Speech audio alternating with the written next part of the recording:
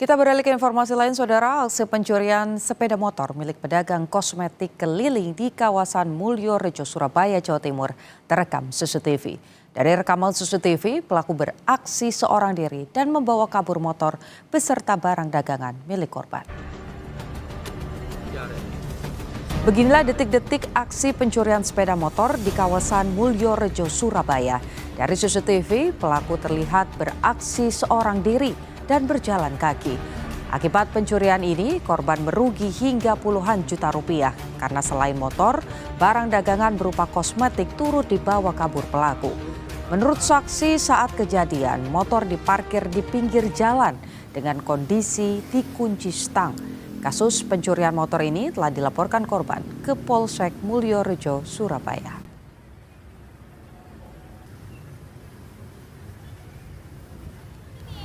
Kami tunggu di sini kan banyak sepi orang saya di situ. Jam berapa? 3:30 sepi orang. Ada orang lewat tiba-tiba gitu loh Mas. Adanya kayak mencurigakan tapi ya nggak seberapa itu sih waktu itu Mbak lagi ngapain Mbak? Di dalam. Lagi jualan ya? Iya. Oh itu motornya yang hilang itu punya siapa Mbak? Punyanya tante. Punya tante ya.